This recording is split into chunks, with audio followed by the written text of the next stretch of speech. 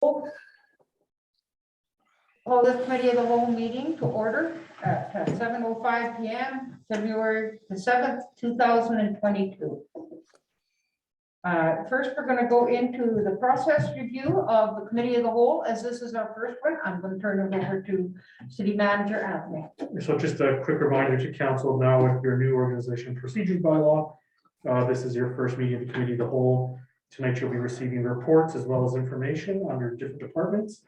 The plan here is to allow council to have its debate, ask questions, either for questions or information back to administration to work on, or to recommend that these move forward to the regular agenda of council. That's a quick overview of the process for this evening. And if there's any questions as we proceed, we can chime in and assist with getting this process down. Thank you very much. Moving forward, I'd like to acknowledge that we're on Treaty 5 land, traditional land of Mr. Loisik Cree Nation and homeland of the Métis, and that we are all treaty people. Thank you. Next, I would like an approval of the agenda. Councillor Colburn, Deputy Mayor Lundmark, all in favor? I'd also like to mention that Councillor Valentino has sent her regrets this evening. We're going to go to reports. 5.1 is a memo from the Director of Development and Technical Services in regards to the Investing in Canada Infrastructure Program, the ICIP grant project. Administration? Yeah, so moving forward, the report section here, we'll have reports updating council on administrative business of the city. This week, we have a report from the Director of Development Services for information regarding this year's road and water projects and their progress to date. Thank you. Any questions from councillors? Councillor Wong? Thank you, Madam Mayor. Just a quick question to the administration. When you guys decide the road for renewal, and with what matrix that you guys think that will be the road is because of the year or because of the or any other thing that make you decided to go for those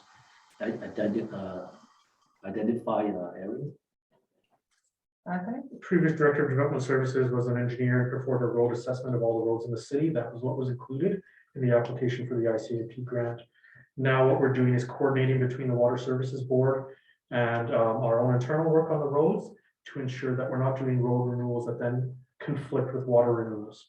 So this year's first batch of roads that have been identified, the ones that are identified that can proceed without being disrupted by this year's or future year's water main renewals. So that's how those roads were identified. As well as ones that we know we can mill and fill without much engineering required versus say Thompson Drive, which is going to require extensive engineering work.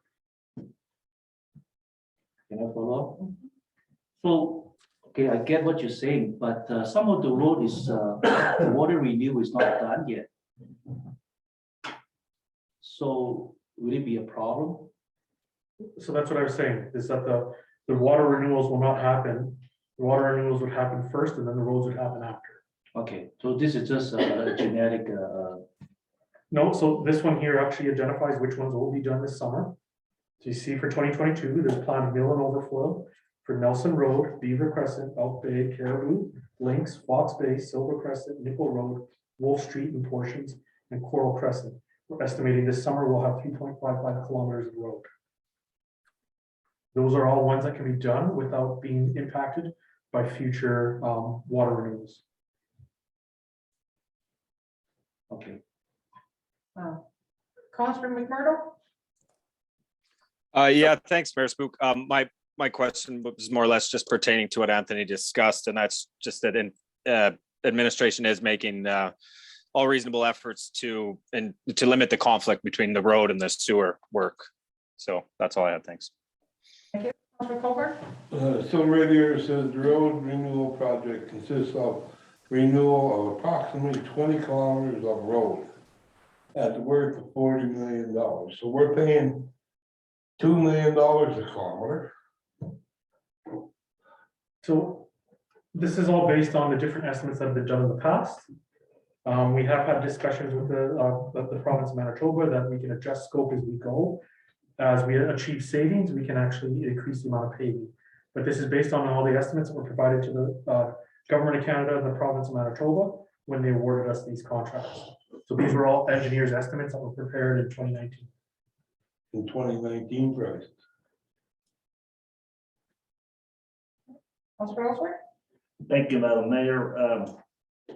And I stand to be corrected if I'm wrong. 2021, we canceled the paving we were going to do, I believe, for 2021.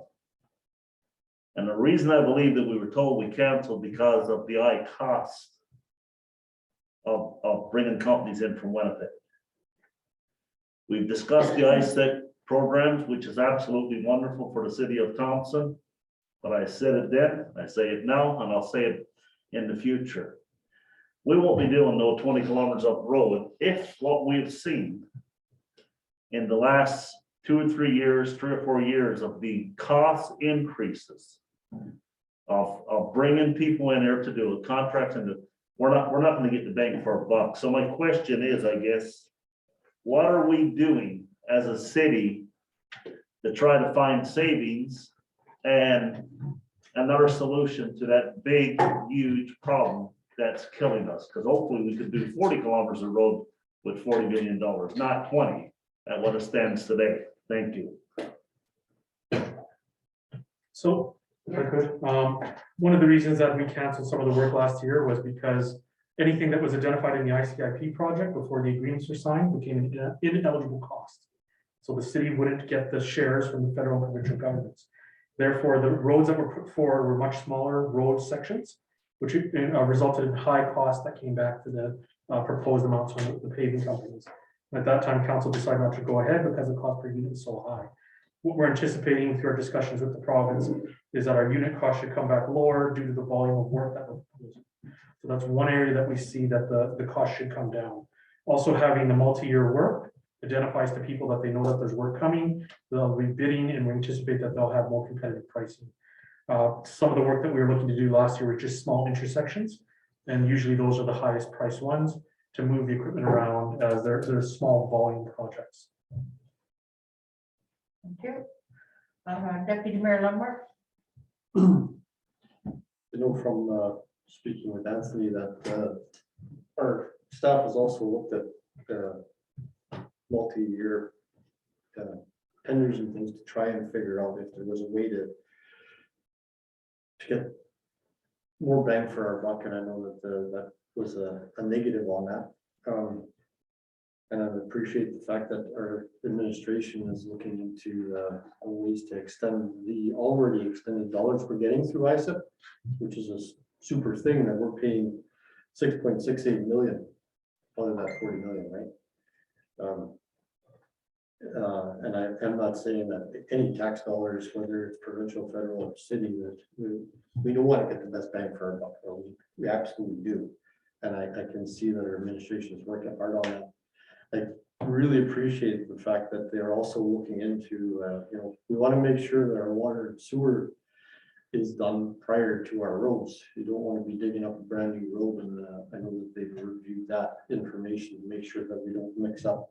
And as for inflation, unfortunately, with ISEP program or in the Manitoba Rural Infrastructure Fund, and previous projects like this, they don't take into account inflation, and we're expected to cover that. If there are shortfalls or anything, we've got to come up with anything that we said we were going to do for this money. We're going to have to try and extend that and get the job done that we requested. And Parkman Gill did a great job, and our staff coming up with a plan to get this project. And it's a lot of it's laid out already, and some of those things have been the overlaps have been accounted for, and I really appreciate that. Thank you very much. This is super great news. Councilor Wong? Yeah, thank you, Madam Mayor. I just want to clarify the memo that I try to make sure that is exactly what I understood. So the road renewal city manager. So basically, we are planning to do 2022 is about 3.55 kilometers. That's correct. And all this work, because the tender already out to Merck's on February 1st. So I believe the tender written such a way is like milling, not construction, right? It's all just milling, The majority of the work that is identified for this coming year is mill and fill. just milling only, right? That's what, yeah, I just said mill and fill. All right, make sure that, because milling is way cheaper than doing the whole, now you have to dig down 4, 5 feet and 10 feet, whatever, replace the material. So hopefully we can get some good price. And have we got any response yet? We have multiple people asking questions already. Nothing's closed yet, but I believe at least 5 or 6 companies have shown interest and are asking questions, and we'll be releasing addendum shortly. So, final question, Madam Mayor. As a council, are we will be invited when the tender come in to open up and take a look? No, council or tender openings that are open to the public, anyone can come. It's not a matter for council to review that, that's an administrative process. If a member of council wants to come as a member of the public to see an opening, if that's allowed on that one, then you'd be open to do so. Can we get the, As always, you'll be provided with the tender analysis. sure. Okay, thank you. Councillor Fallon. Thank you, Madam Mayor. The areas in red on the map here are the areas that are designated for repair throughout the entire ISIS grant. Is that correct? Yes, Quick question. I have 2, but the first one, quick question, is Grey Wolf one of ours? Does it belong to us or is that a private road? I'll have to get that information to you. Okay. But If Very well was not certainly, that's coral. I understand that. I'm wondering if it belongs to the city, because if it isn't, it's the worst road I've ever seen in my life. My understanding is that and a number of the others are privately owned as they're a complex of apartments. So it has a private owner who owns that road that goes with it. So another example would be upstate Waterloo would be privately owned with 10 Yale. So there's a number of them like that. Can you please confirm that? Because it really is horrendous, to say the least. And then the other question I have is with respect to payment. Our portion is 20%, I believe, and I realize this is just for information that may be a bit early. What is the administration's feeling in terms of the viability and the ability to pay our portion? That was something that we bring up through this budget. We have the funds identified to pay for this for 2022 already.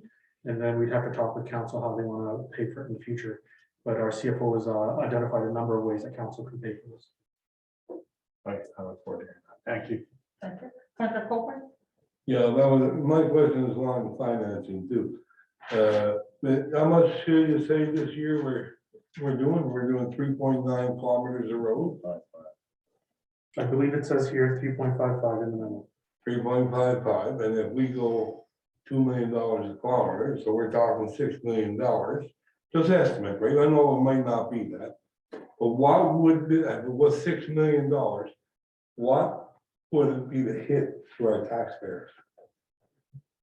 I couldn't answer that. It'll all be based on the tender price. So Well, that was $6 million.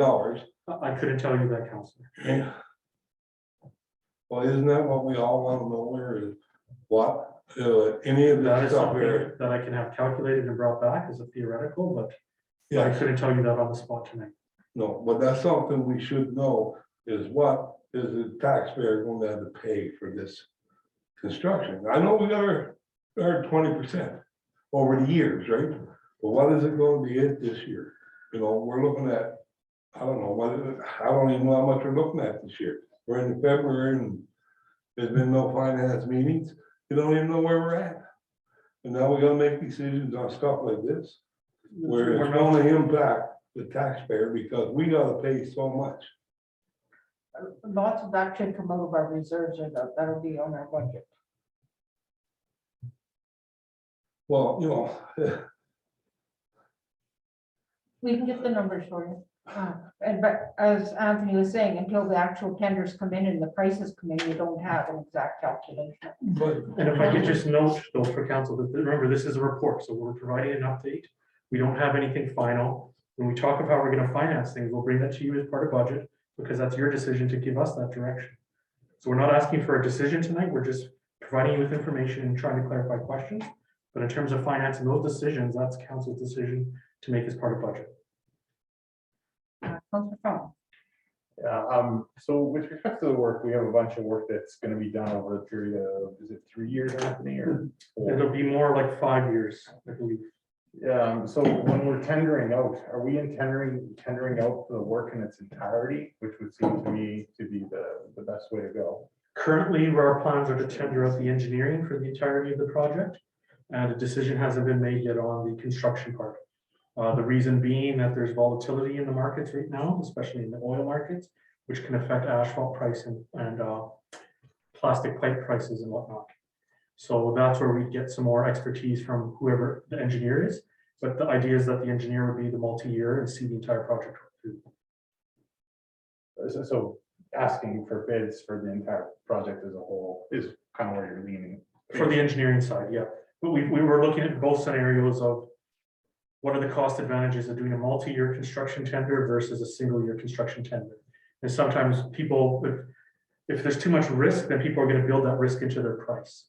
So we have to understand what our risks are and then make a decision. Maybe then it only makes sense to tender construction for 2 years at a time, or 1 year at a time, or 5 years. So we've been consulting with the province and with the Water Services Board, which is arm's length with the province, to kind of figure out how to do that. We also had discussions of should we tender them both as a package, and we decided that was not the way to go after our discussions with. In other words, you get the roads and the water and you do it all together, so that they're responsible for that.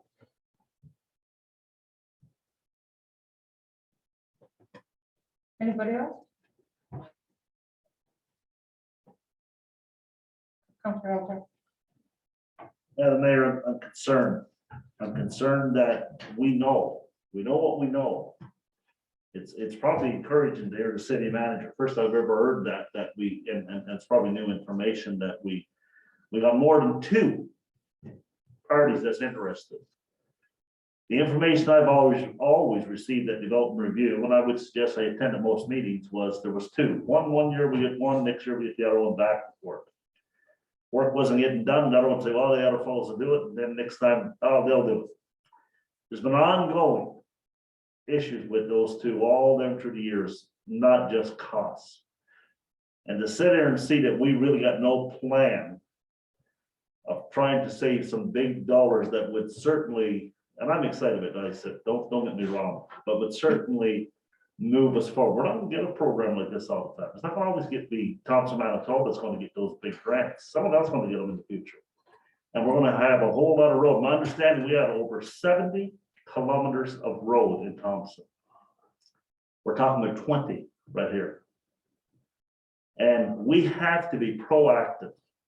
We have to be proactive and reactive. And I think the administration that looks after this piece should also be looking at what is it we can do as a city to make those dollars go further. That has to be a big piece of the conversation. Because I don't care how long I sit here. Someone already mentioned inflation going up. Well, inflation was up every year, but this is not inflation we're talking about. I heard it out of our own people that did work. The costs were outrageous what we were getting. So yes, there were some issues why we didn't tender last year.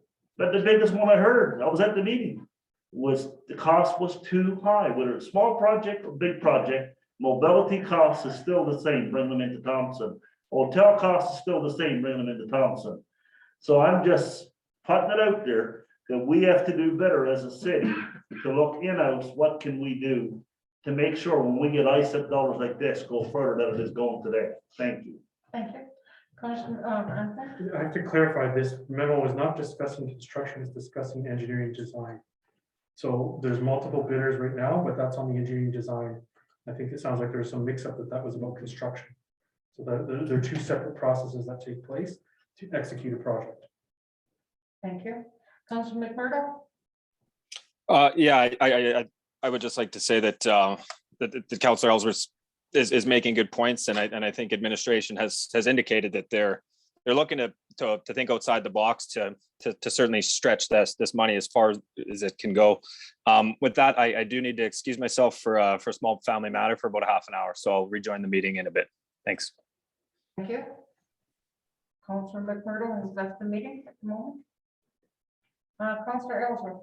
Yeah, thank you, city manager, for that clarification on the engineering piece. But I'd like to come back with, so we haven't tendered yet, so we don't know if there will be more than 2 that bids on. Is that, am I correct on that? You're correct. We'd never know until the tender actually comes out and closes. Okay. Okay, thank you. Okay, thank you for the report and the conversation. Next, we're going to go to 6.1. 6 is finance, 6.1 is a review of the taxes added. Just like this previously used to come to the finance committee, this is a regular report that comes from the assessments branch. It's basically a housekeeping item where there's this one, which is the taxes added.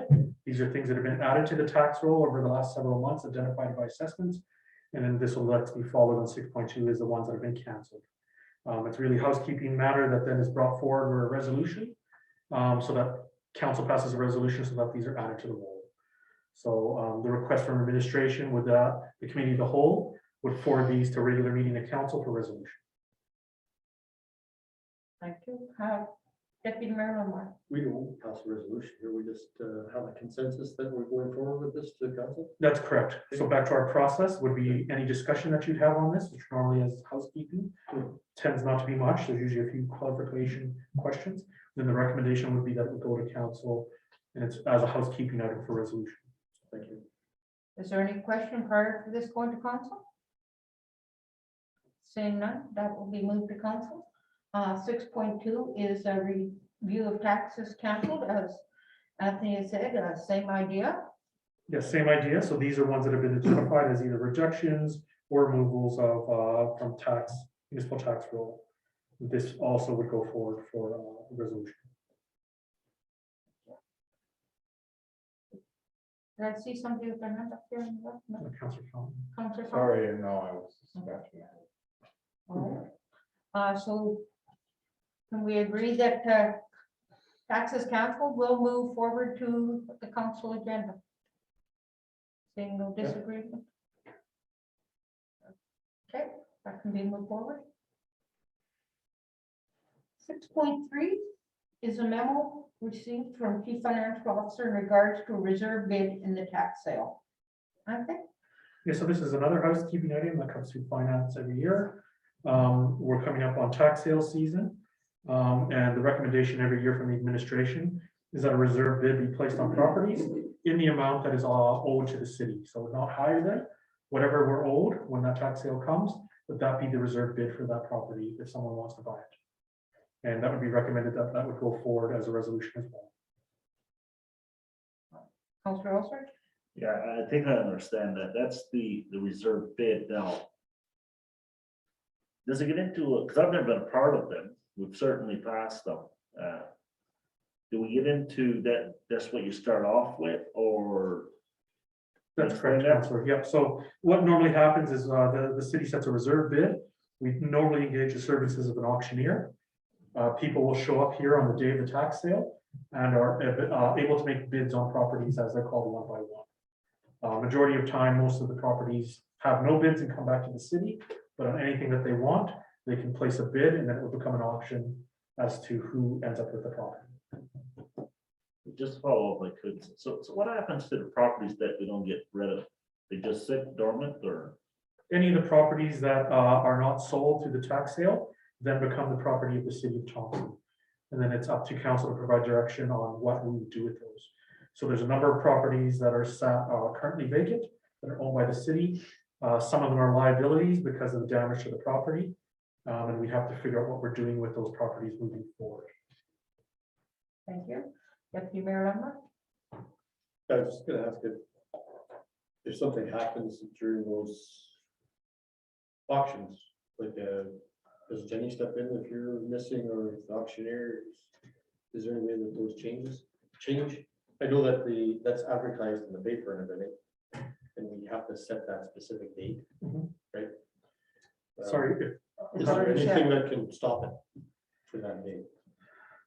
My understanding is no, not according to the process, without having to restart the whole process. So the auction goes ahead as is. And then normally the next resolution is going to ask you to appoint someone from the city to make bids if needed. Councillor Wong?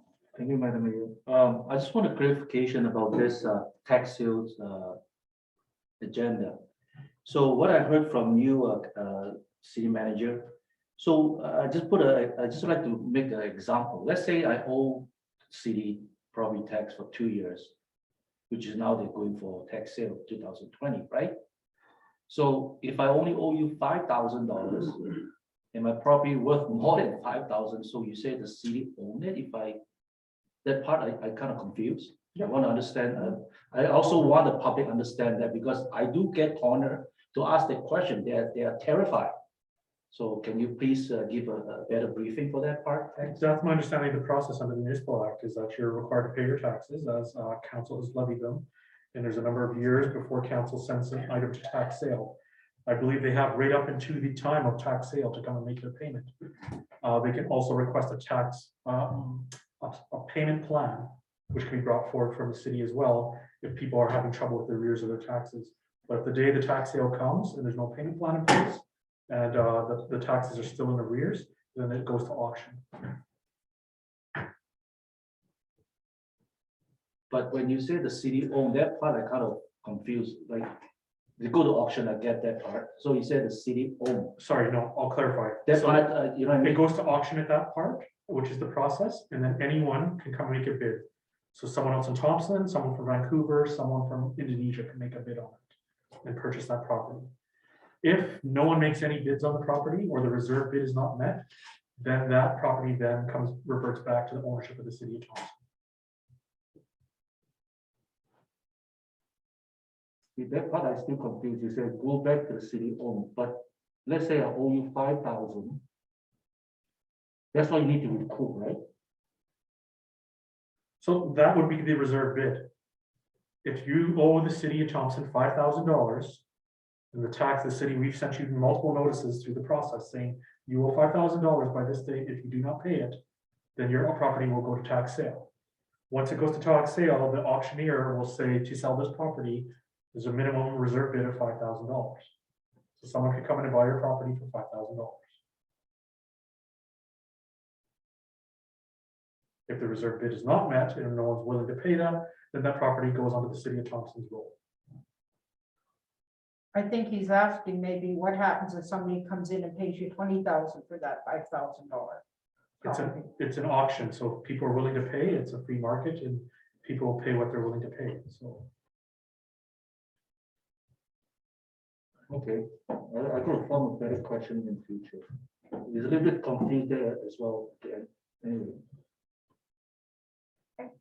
Councillor Colburn? I didn't have my own. Okay. Councillor Fountain? If you're unable to sell a house in 2020, that immediately mean you're not able to auction it out 1 year, does that immediately become ours? Or do we attempt a couple times I'm just not following the question, Councilor. the auction? So let's say I've got a property, it goes up for auction 2020, the 2020 auction in March. It doesn't sell, it becomes city property at that point. Would we attempt to auction it again, or is that through some other means? No, then it's on the city roll, and if that's council's direction to try to re-auction it every year, that could be done. An auction process, or it could be listed through a realtor. It could be sold, it could be donated, it could be whatever use council wants to use that for now, as that is city property. And as a follow-up to his question, Councillor Wong's question, if the reserve amount is 5,000 that's left owing to the city of Thompson, and the home sells for 20,000, who carries the extra 15? My understanding is that would come to the city.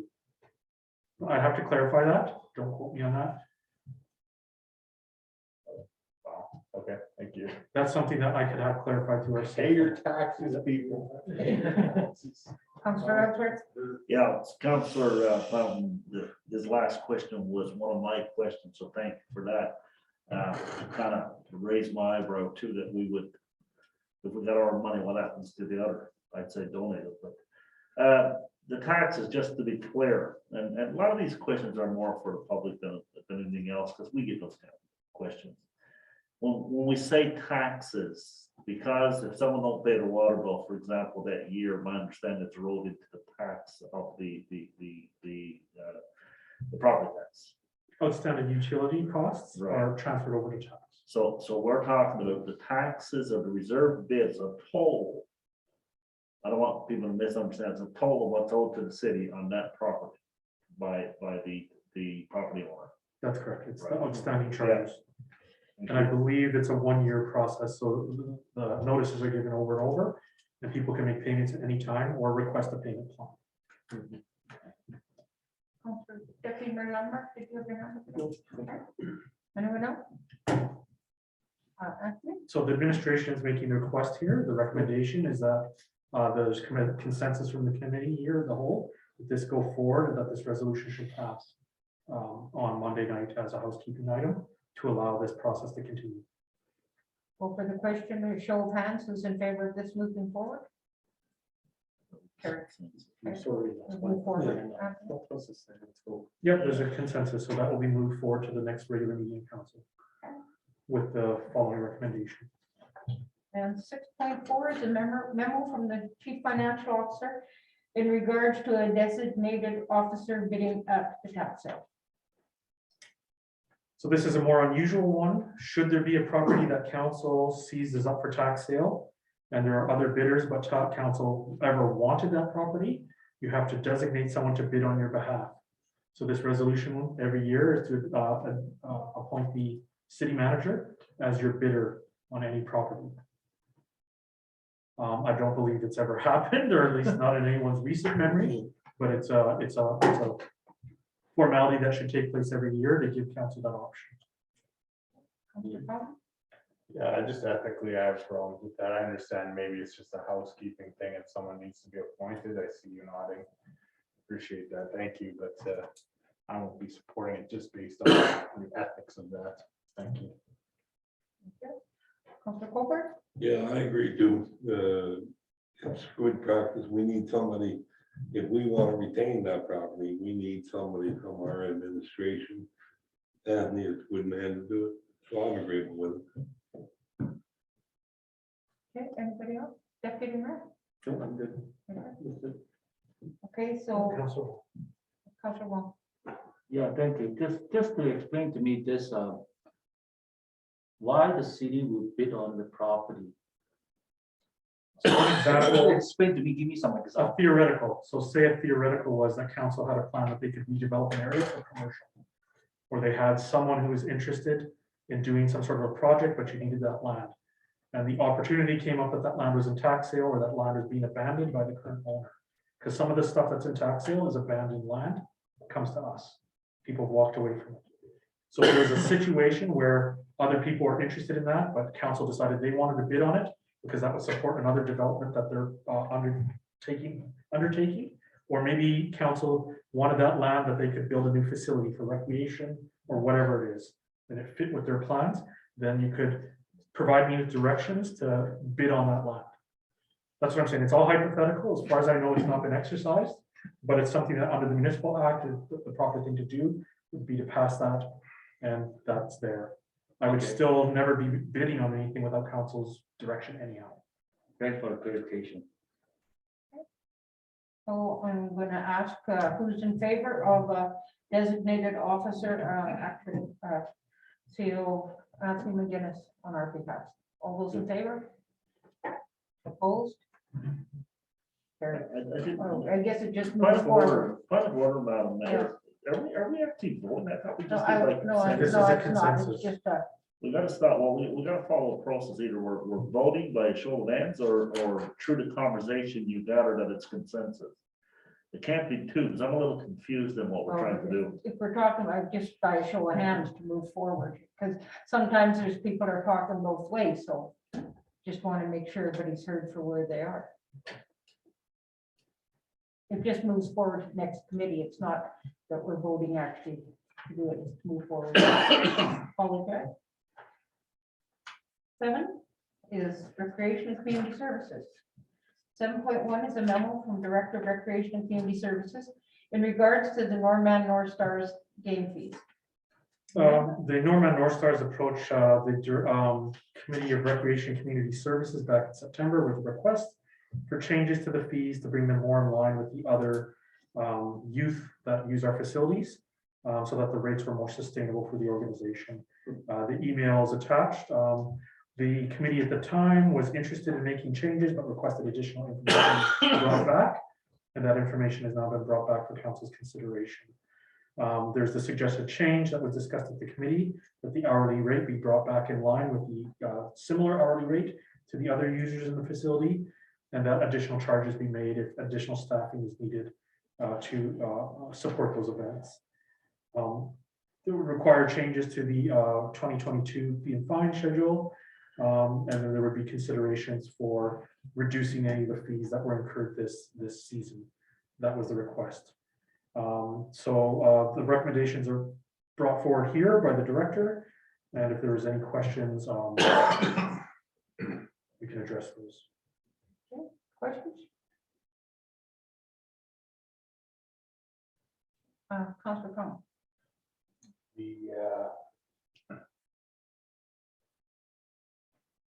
Maybe here and I may be missing it.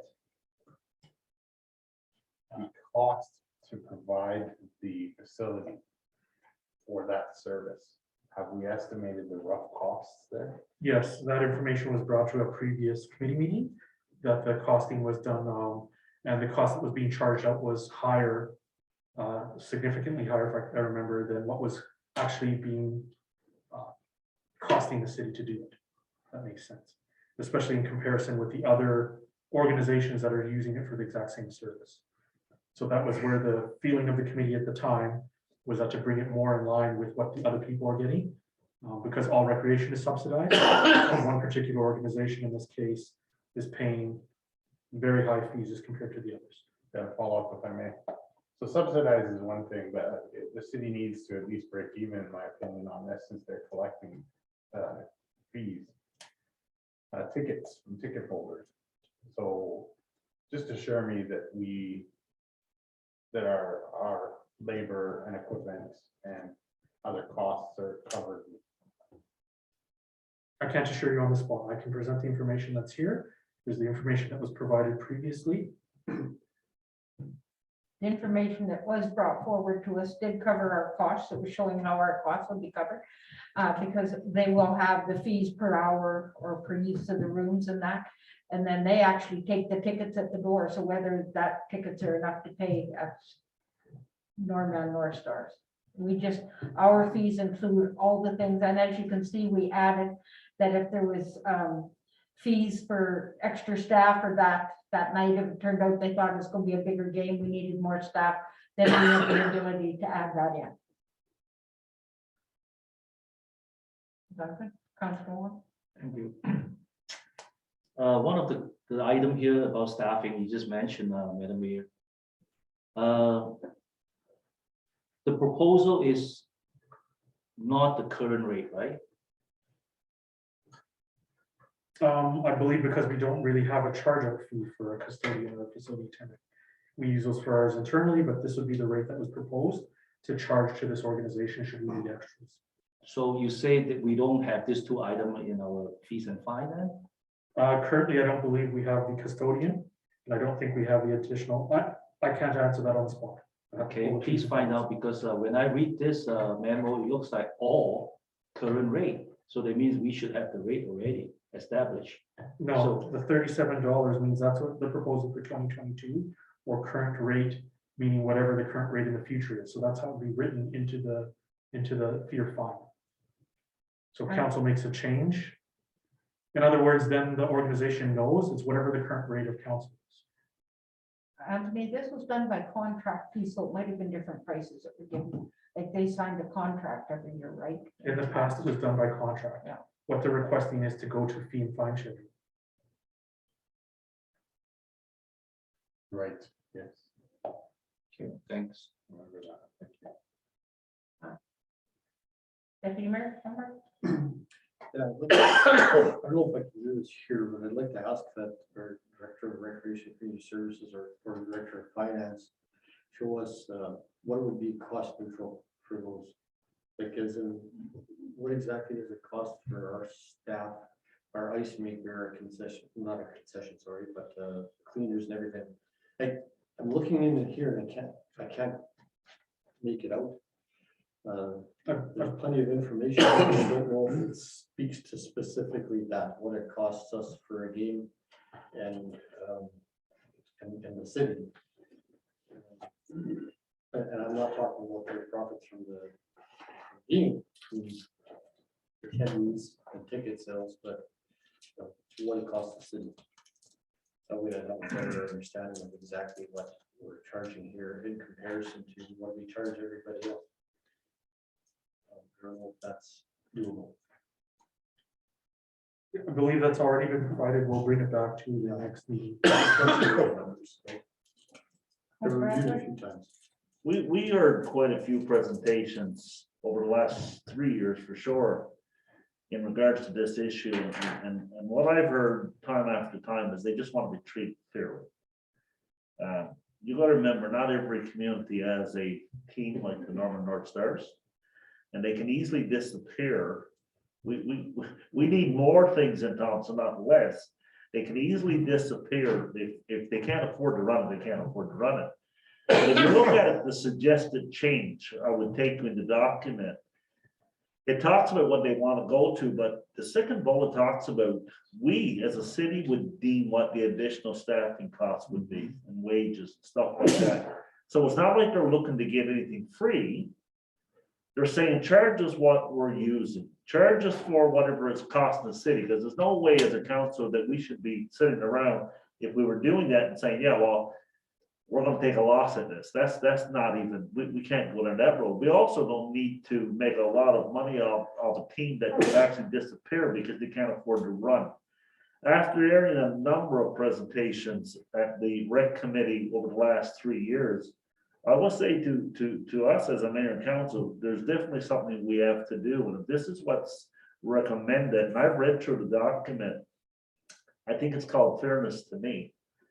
And I think that we certainly need to look at now, no doubt about it. If mayor and council got additional questions before they make a decision, absolutely you should do that. But myself personally, I've heard enough presentations, I've read through the document, and I'm actually okay with the document because of the fairness piece. And if you also look in the document, you will see that people outside will pay their share. Whereas before we weren't doing that, it wasn't equal. So you get your own team paying a whole lot of money, but other people coming in wasn't paying what they should have been paying. And the other part, you got to remember that with the Northern North Stars, and I attended quite a few games over the last 2 or 3 years. Our attendance did come up a bit, but COVID certainly hurt us. But some of those other sports, I remember being over at the TRCC doing business, they had a lot of people at them. So they had to be making money if they were charging at the door quite a bit. But yet we were treating them differently, meaning that the Northern North Stars was being charged more than those outsiders. And I think that was absolutely wrong. I think this is a fairness document that's been worked on. And I certainly would recommend to my fellow councilors, please take a long look if we can't do it tonight and ask your questions, but we need to keep our hockey team in Northern Manitoba. Another good thing is if everybody read the letter from Mike Prince, if they have the background information on the North Stars in it. Anthony? Yes, so the information council is requesting was provided. It's on your Allnet. It is the in-camera Recreation Community Services Committee meeting from October 19, 2021. There's a matrix that compares the costs, everything the council's asking about. So you can see the breakdown, the cost of the city, how they came with the numbers of what they're proposing, as well as a memo from the Director of Recreation Community Services explaining how the fees were calculated and what this means. Thank you. I didn't see that link. Okay, Councilor Colbert? Well, I agree with the giving them a reduction. If they're charging at the door, if we give them a reduction down to that amount, I think we should be able to recoup some of the gate sales. Right? You know, if they want to go from where they're paying now 907, isn't it? Well, let me bring it back up here. Anyway, Okay, right the here. way it was figured out, they would be paying the costs. Yeah, they're paying $907 for a 3-hour game now, right? That's $302 an hour. Yeah. Right? They want to go down to, what is it, 96 cents. $96 an hour? So you're talking a reduction of, probably about 35%, or 65%, right? Reduction in our rate. Now, at the beginning there is, they're not I think we were told in that meeting that they weren't, not enough people going in. So if we give them that much of a reduction, then they get an influx of a lot more people, then we can, we both win. Okay, but right now, if we're just gonna give them a reduction with and they get more people, we're the one, the city is the one who's taking the hit. Where if we would get a percentage of their gate sales, then it would help, we're not charging them a lot, but if you get a lot of people, well, we get a bit of that money. I think that's great for our taxpayers. We have it right in there that if they get a lot of people, we have more staff that we charge accordingly to them. They're always going to pay, their due diligence to it. Councillor Fromm. Thank you, Madam Mayor. So if the North Stars are only paying the wage or the rate that anyone else would pay, would seem to me that they would be able to be bumped by more profitable entities coming in, would be my thought. So I know with other users, they would be bumped based on other things or other priorities that might be coming in. Is there any impact potentially to this use? Should we have a higher priority use come in? That's a discussion the council can have. Council sets the priority for the ice booking. There's an ice booking policy that directs our staff on how to book that ice. So council wanted to review the ice booking policy. That's something council could review and then direct us to do. I appreciate that. And so there's got to be a fee associated with that, I would think. A little bit up and above, at least what's proposed here. I'm not against what's proposed here, but when they're bringing in revenue or collecting ticket sales, I think and they have a set calendar that they expect to be reserved. I would think that there's a little extra that we could ask for. The reason I ask that is only because our financial situation is not good. It shouldn't be a secret to anybody that we're going into some difficult times and have been through difficult times. And times I would expect are more difficult than what we've experienced already. So that's my only hesitation here. Thank you.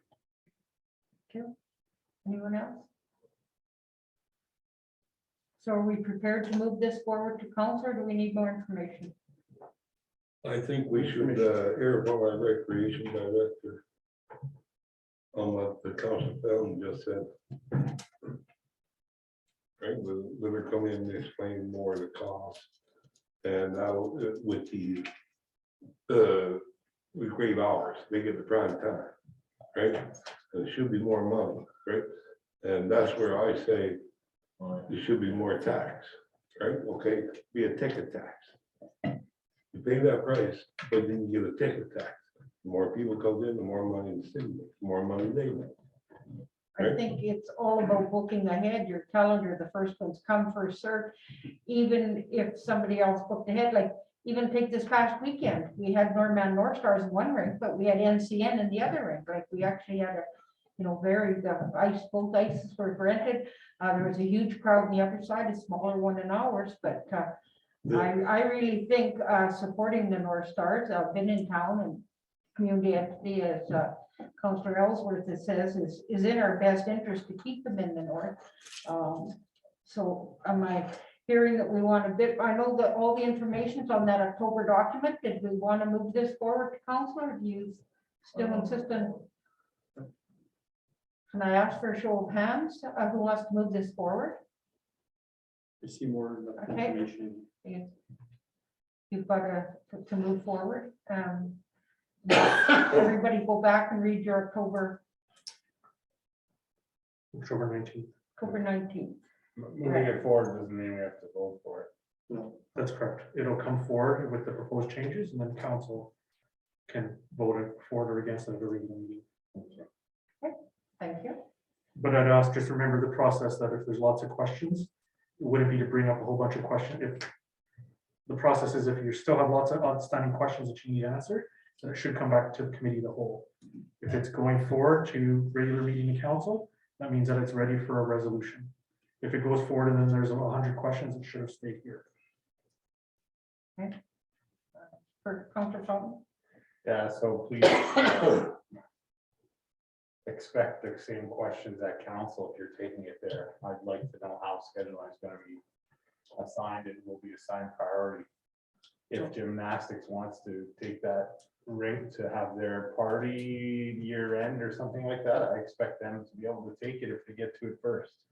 Sorry, Councilor, I've already responded to that. So there's an ice booking policy. So council will have to change their policy. So if that's what council wants, we would put that as an item to be brought forward as a review of the ice booking policy.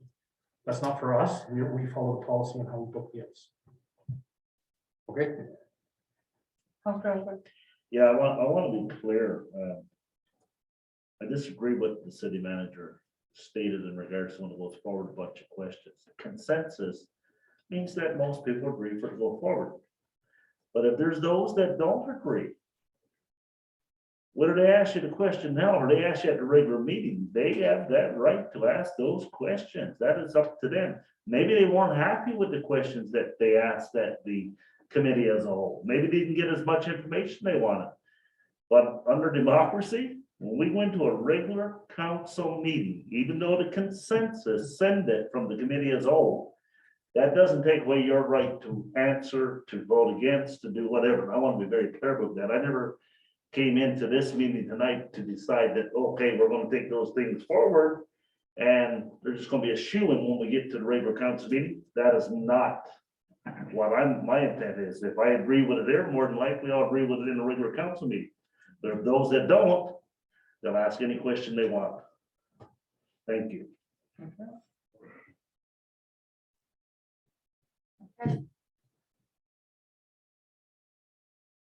Actually, one more question there, if you don't mind. I know I'm over my two, but please entertain. It's our first meeting. We're sort of trying to all adjust here. Yeah, so if we have a policy in place and they're looking to do what they're looking to do, and our policy would apply to them, because in the past it was different, they would get the slots that they wanted. If it's changed, I'm wondering, are they aware that they may not get what they want in terms of time slot and schedule? No, because that's never been brought forward before. So this is something that we brought forward this evening. That's never been brought forward to them before as an issue. Right, and so I'll just pause. Again, I'll be asking the question. I don't go to the hockey games, so it doesn't matter that much to me, but the public will like to know, and I'm sure they would too. So that's my question. Thank you. So I have to clarify is there's one councilor's requested the policy be reviewed, but I need to know if there's a consensus to bring that forward. Review the policy? Right. All I've asked for is that you supply me the policy. That's all. Or be able to ask. the Policies on the website. Yeah, we can get that. But what I'm saying is if council, I'm just clarifying, just like we're saying, we're learning the process. I'm trying to clarify, is that something council's asking us to bring forward as business now? A review of the booking policy, ice booking policy? Or is that something that councilors are going to have a look at and bring forward at a later date? Yeah, that's a very good question. I think with us, if it's our intent to make changes in the amounts that's being charged, it might be something that we should bring forward, whether it be an in-camera or would be a regular committee of the in the future to see if anything changes because of the changes that we're making. It might be something, I'm not sure we need to do it right now, but certainly I think all policies, I don't know how often city manager, we review them all because it's different things, different resolutions, whatever we review, policies and procedures and whatever. But it wouldn't hurt when you're making those type of changes that you won't look and say, what does this impact this policy? Does it impact it? Maybe there's nothing there. Maybe it's okay. but it could be. So I would suggest that even though we may not be asking for a review tonight, but when that is raised, there might be something you could bring back and say to the administration, looks after, can you just check with the changes we're making, that is there something that council needs to be reviewing there? It shouldn't be always us asking, it should be with information that's coming forward and discussions that's taking place, it might trigger that. And I'm not asking for a review either, by the way, it's a discussion.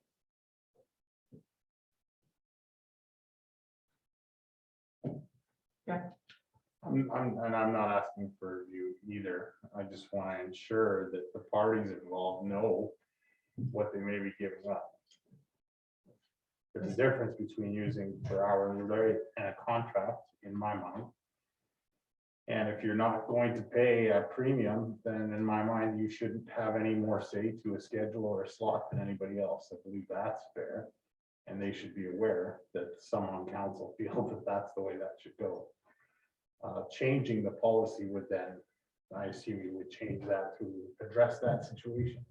I'm not interested in doing that. I think I would suggest that if we do have concerns, it wouldn't hurt us to look up that policy before the next meeting and read it ourselves, so that we know that what we're approving here goes by the policy. Just for reference, council, the policy is called the ICE allocation and cancellation policy, last revised May 27, 2019.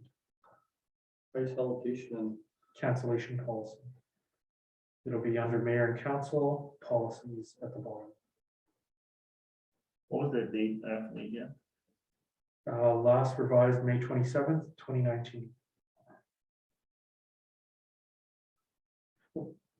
And just to be clear, this is how we will assign ICE, including for the North Stars going forward. Yes, this already outlines how ICE is assigned. All right, thank you.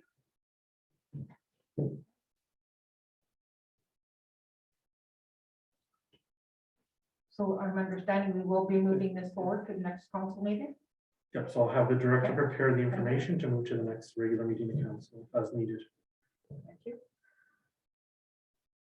Number 8, Liga.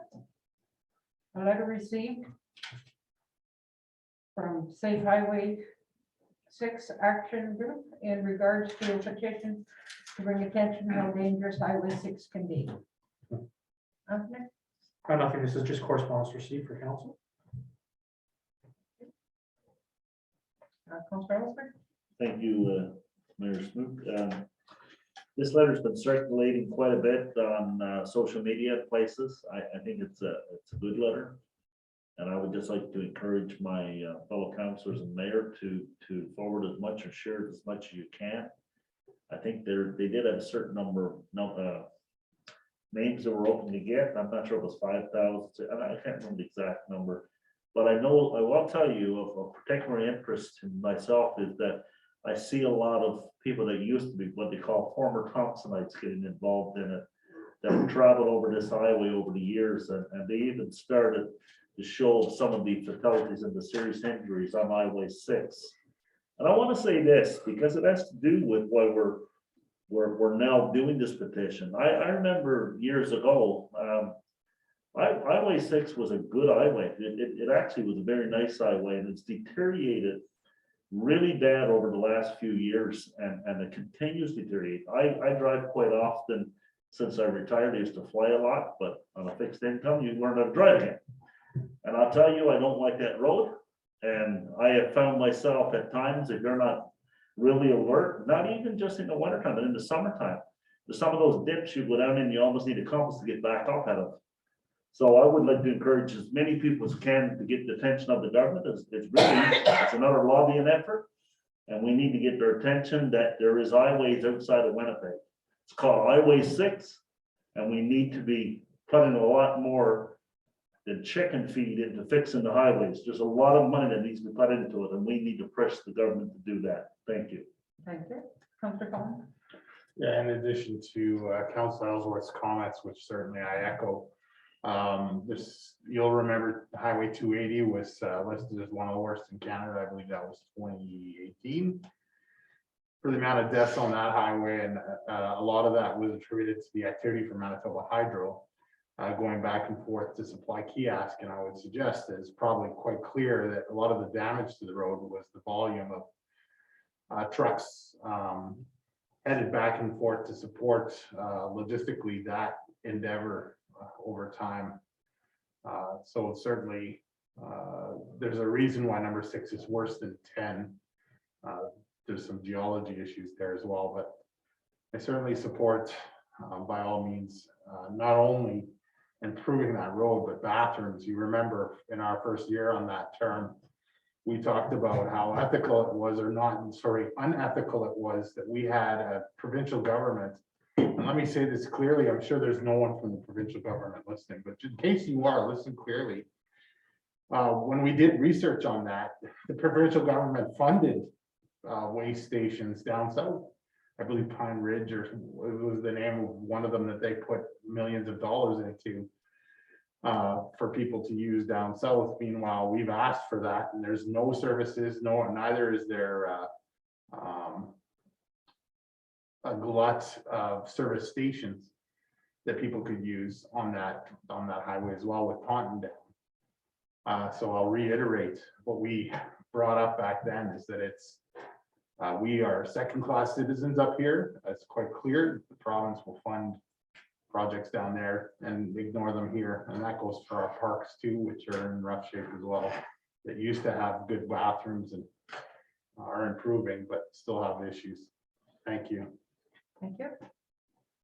Well, yeah, so with that highway, I know many years ago, approximately 15 years ago, the Chambers of Commerce lobbied actually for pull-out lanes on number 6. And we were very lucky. We got 2 pull-out lanes on number 6, both south of St. Laurent. And at the same time, the government let them then haul B trains, which hadn't been allowed up on this North Highway. So all of that has added to the highways, to the trouble keeping it up. So yes, we definitely have to continue. We do continue to advocate, and us northern mayors have been talking to about the whole north and the highway systems and that. And 280 still is no prize to drive even today with all the work they've done. So good conversation, and let's keep up the pressure on the government. Yes. I just want to add, I can't leave it alone. I got to add to what Councilor Fountain had to say. Mayor, I'm going to remind you that I think it was probably 2 years ago. There was some of us, yourself, and some of the councilors traveled to the Paul, I believe it was, or Flin Flon for meetings. In fact, I drove that time. And on the way back, there was a councilor that needed to use a washroom. And that councilor was literally in agony. And when we finally, we drove into City Lake or somewhere, I believe a campground. And at the time we drove in there, that washroom wasn't fit to use in there at that time. And I think the council might have had to win the bush, I'm not sure, or they went in their pants. Actually, it was at Bolden Wayside Park we stopped that Yeah, time. so I mean, you get it. Like, I'd almost call it a humanity issue. Like, come on. It's 2022 and we can't get public washrooms on our highways. We got 739 kilometers from perimeter to perimeter. And yet when you leave Jepsonville to come up, you're not really getting nothing until you, there's a gas station, I think, just outside 32 kilometers outside of Grand Rapids. Then you got Grand Rapids, now you're traveling, what is it, 185 kilometers to Taunton, then you got nothing in Taunton anymore. So you almost got 400 kilometers from Grand Rapids to Thompson, whatever washroom. Now, I don't know about anyone else, and for you younger folks here at the council, when you start getting old like we are, you can't hold your bladder that long. And I'm gonna call it as raw as it can get, you just can't do it. So it's deplorable for us as a society that have worked to put things in place, our tax dollars, and yet we're forgotten. And then I'll end by saying this. If you took the amount of money that came out of Northern Manitoba in the form of taxes, compared to probably even Winnipeg, you'd be shocked at how much we put into it, but how little comes back. And so it is an issue that we need to continue to lobby on, and help others that's doing that. Thank you. Thank you. Welcome back, Councillor McMurdo. Councillor Colburn. No, I was just pointing Oh, to okay. All right. Councillor Fung. Yeah, just thinking about that,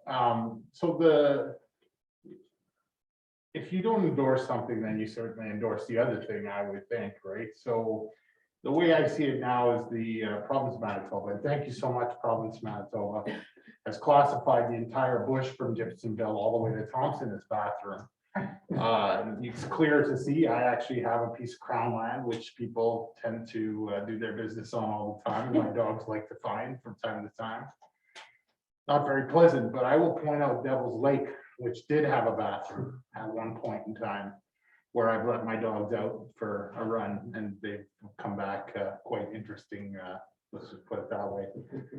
Just doing some investigation there, like it's not only there, but at Little Limestone Lake. Those two places, Little Limestone in particular, is pretty sensitive area. And so having people having to use bathrooms in there the way they are, the bathroom being a bush, a tree or a stump, is not only demeaning, but it's ruining what we have to attract people up here. Imagine somebody coming up, we had that idea of the Palms to Polar Bears solar charged vehicle or electric vehicle rally that we were talking about. Having people from Texas pull into Devil's Lake to have a coffee or to take a break would just immediately turn those people off, I would imagine. So it's more than just a respect thing. You want to develop the north and you want to put lip service about doing that. Put your money where your mouth is and build us a bathroom and improve the road. Thank you. Councilor McMurdo, we were just wrapping up with the discussion on the letter, read the highway support for number 6. Anything else, folks? Seeing nothing, I'll call for adjournment. Councilor Ellsworth, Councilor Colburn, all in favor? Aye. Carried. Aye. Adjourned. Well, sorry I had to miss out on that, folks. I'll see you Monday if I can make arrangements for my night shift. Thanks.